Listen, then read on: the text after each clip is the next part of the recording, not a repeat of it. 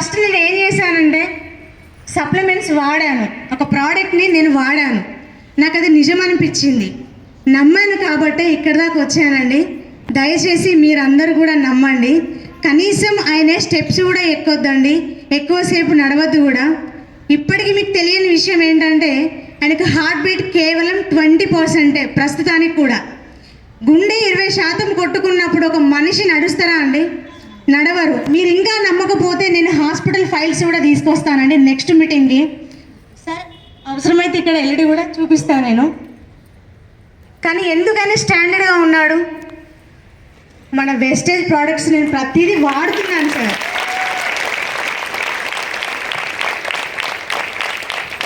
ప్రతిదీ వాడుతున్నాను.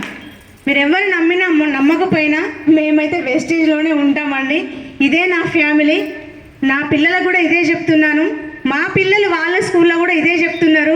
డాండ్రఫ్ ఉండే నాకు, మీరు వాడండి అని చెప్తున్నారు. మన సప్లిమెంట్స్ ఇంట్లో ఉన్న నలుగురికి యూజ్ అవుతాయండి.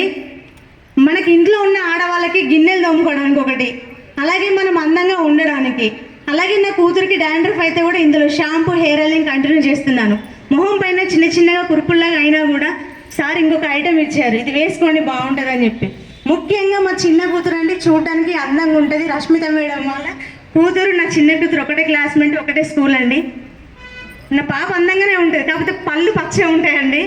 మొన్న సార్ చూశారు, ఎందుకు ఇలా ఉన్నాయి నీ పళ్ళు అని కిరణ్ సార్ అడిగారు. ఇందులో టూత్ పేస్ట్ వాడండి అన్నారు. నిజంగా ఒక్కసారి దోమవే అంటే 3 పూటలు దోముకుంటుందండి. నిజంగా ఇప్పుడు తెల్లగా ఉన్నాయి. కావాలంటే నెక్స్ట్ మీటింగ్కి కూడా నేను తీసుకొస్తాను ఆ పాపని. చూడండి, దయచేసి అందరూ నమ్మండి ప్లీజ్. ఎముడొచ్చి ఎమపాశం వేస్తే వెనక్కి లావడం ఎవరి వల్ల కూడా కాదు. కానీ వెస్టేజ్ అనేది లాగిందండి, తిరిగి ప్రాణాన్ని ఇచ్చింది. నిజంగా నమ్మండి ప్లీజ్. అవహేళన చేయొద్దు, వేస్టేజ్ అని మాత్రం అనకండి. మిమ్మల్ని ఎవరైనా పిలిస్తే రండి, వినండి. వినడానికి ఏం రోగం అని నాకు అర్థం కాదు. ఖచ్చితంగా వినండి. ఇక్కడ ప్రాణం ఉందండి, ఆరోగ్యం ఉందండి. నిజంగా నాకు ఆరోగ్యాన్ని ఇచ్చింది, ఆనందాన్ని ఇచ్చింది. రాబో రోజుల్లో కూడా నాకు ఆదాయం వస్తుందని నమ్ముతున్నాను. నాకు డ్రైవింగ్ అయితే రాదండి, మా ఆయనకైతే వచ్చు. సార్ నాకు కార్ అయితే ఇస్తారు కదా 1 year తర్వాత. Okay sir. Sir Kiran sir దొరకడం నా అదృష్టం. అలాగే ఎంఎస్ సార్ పక్కనే ఉండి నిల్చొని నాకు బ్యాక్ బోన్గా ఉండి సపోర్ట్గా ఉండడం నా అదృష్టం అండి. Sir thank you very so much. ఇంత మంచి అవకాశం ఇచ్చారు. ఎక్కడో 4 గోడల మధ్య నేను మిషన్ కుట్టుకుంటూ ఉన్నానండి. నేనంటూ ఎవరికి తెలియదు, కానీ నన్ను ప్రపంచానికి పరిచయం చేసింది ఎంఎస్ఆర్ అసోసియేషన్ అండి. సార్ ఇంకొక చిన్న మాట సార్, మీరు ఎందుకో 1 నిమిషం మాట్లాడమంటారు, నాకు ఎందుకో స్టేజ్ ఎక్కాక ఒక ధైర్యం సార్, మీరున్నారని. అందుకే ఒక 5 నిమిషాలు ఎక్కువ మాట్లాడుతున్నా. దయచేసి వినండి, మంచి మాటలండి. మీరు అందరు సినిమాలు చూస్తారు కదా, శ్రీమంతుడు సినిమాలో మహేష్ బాబు గారు ఒక ఊరిని దత్తత తీసుకుంటారు కదండి. చూడడానికి ఎంత బాగుంటుంది. నిజంగా అది మనమే అయ్యి ఉంటే ఇంకెంత బాగుంటుంది, అవునా కాదా? నేను అదే అనుకుంటున్నానండి. మా ఏరియాలో ప్రతి ఒక్కరు అదే అంటున్నారు, ఎటు వెళ్తుంది ఎటు వెళ్తుంది ఎటు వెళ్తుంది అండి. వెళ్తా నేను, వాళ్ళు అదే గద్దెల మీద కూర్చొని ముచ్చట్లు పెడతా ఉంటారు. నేను మాత్రం 1 లక్ష చెక్కు కొడతా, నా ఇంటి ముందు కారు పెడతా. పవర్ ఆఫ్ వెస్టేజ్ అండి.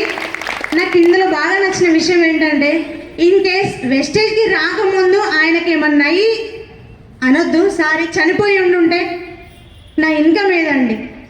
నాకు ఆస్తిపాస్తులు ఏం లేవు, అమ్మ నాన్న ఏమి ఇవ్వలేదు, అత్త మామ కూడా నాకు ఏం పంచి ఇవ్వలేదండి. సింగిల్ కదా, నేను జీరోనే కదా.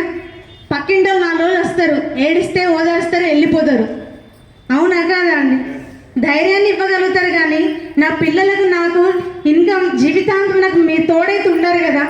3 generation ఆఫ్ ఇన్కమ్ అండి. ఎవరిస్తారు? కట్టుకున్న భర్త అయ్యాడు, కన్న తండ్రి అయితే ఇస్తాడా అండి? వదిలేస్తాడు. పెళ్లి చేశాక బాధ్యత మొత్తం భర్త చేతిలో పెట్టేసి వెళ్ళిపోతారు ఆయన. ఒకవేళ మనం 4 రోజులు గొడవ పెట్టుకొని వెళ్తే వాళ్ళు ఏం చేస్తారు? 3 రోజులు మంచిగా చూసుకుంటారు, 4వ రోజు బాధపడతారు, చెప్పుకోలేక వాళ్ళు చాటుగా ఏడుస్తారండి. ఇప్పుడు నేను ధైర్యంగా చెప్తున్నా, ఒకవేళ అప్పుడు కనుక ఈ వెస్టేజ్ పరిచయం లేదు కాబట్టి నిజంగానే నా లైఫ్ జీరో అనుకున్నానండి. ఇప్పుడు ఆ 20% ఉన్నా కూడా ఆయన దేవుడు ఎందుకు బతికిస్తున్నాడంటే నీకు 3 జనరేషన్ ఆఫ్ ఇన్కమ్ ఉంది, నీకు ఒక అవకాశం ఉందని మళ్ళీ నాకు ఇచ్చాడండి. దేవుళ్ళు ఎక్కడో లేరండి, స్వయంగా వాళ్ళు నడుచుకుంటే రారు కదా మన దగ్గరికి. మనం ప్రతి ఒక్కరం ఎప్పుడో ఒకసారి అనుకునే ఉంటాం కదా, మనకు ఎప్పుడు ఇదే లైఫా, ఎప్పుడు మారుతుంది, అదృష్టం ఎప్పుడు మారుతుంది అని అనుకుంటూనే తల బాదుకుంటూనే పక్కింటి దాంతో ముచ్చట పెడుతూ ఉంటారు. అదృష్టం ఇక్కడే ఉందండి, మన మధ్య ఉన్నారు ఆయన. నిజం సార్, ఒక గొప్ప మనసు. ఒకరికి మనం 100 రూపాయలు అడిగితే ఇస్తారండి? ఇవ్వరు సార్. నేను ఒక 7 months డ్వాక్రా గ్రూప్లో నేను డబ్బులు కట్టలేదండి. నిజంగా నన్ను ఎంత అవమానించారో తెలుసా. చాలా ఏడ్చిన రోజులు ఉన్నాయి. ఎవ్వరు ఇయ్యరు, కట్టుకున్న భర్త ఇయ్యడు, కన్న కూతురు ఇవ్వదు, కన్న తల్లిదండ్రులు ఇవ్వరండి. మన చెయ్యి పట్టుకోవాల్సిన అవసరం ఆయనకి ఏముందండి? నేను అడుగుతున్నా. ఇప్పుడు ఇచ్చే చెయ్యే, మనం పెట్టే చెయ్యనే అడుగుతాము సార్. నిజంగా మీరు గొప్పవారు సార్, ఇంతమంది హృదయాన్ని దోచుకుంటున్నారు. నిజంగా సార్ గ్రేట్ సార్ మీరు. నిజంగా నేను ఇందులో ఉండడం నా అదృష్టం అండి. ఆయన అందరూ మీరు సార్గా భావిస్తే నేను మాత్రం ఒక తండ్రిలా భావిస్తున్నానండి. ఎందుకంటే కూతురికి కష్టం వస్తే 4 రోజులే చూస్తారు. ఆయన ఒక్కరి మట్టుకే చూడకుండా, కుటుంబం మట్టుకే చూడకుండా ప్రతి తరాల గురించి ఆయన ఆలోచించి ముందడుగేస్తున్నారు. ఏం అవసరం అండి ఒకరోజు 4 మీటింగ్లు రావడానికి? మనం ఏమి ఇస్తున్నాం సార్కి? సార్ నేను ఈరోజు మీటింగ్ ఉందని నిన్న చాలా మందికి ఫోన్లు చేశాను. 30 రూపాయలు అయితే అని చెప్పినానండి. 30తో ఏమొస్తుంది? కనీసం ఒక పాల ప్యాకెట్ కూడా రాదు. గట్టిగా మాట్లాడితే నాకు ఒక దారప్రియులు కూడా రాదండి. కానీ 30 పెట్టి ఇక్కడికి వస్తారు. 3 తరాల గురించి తెలుసుకునేంత మ్యాటర్ ఉంది ఇక్కడ. ఇంత నాలెడ్జ్ తీసుకొని వెళ్ళాలి కదా మీరు. ఇంటికి వెళ్ళాక ఏం చేస్తారండి? నా వెనకాల కూర్చుంది ఒక అమ్మ, తప్పుగా అనుకోకండి, బోర్ కొడుతుంది అంటున్నారు.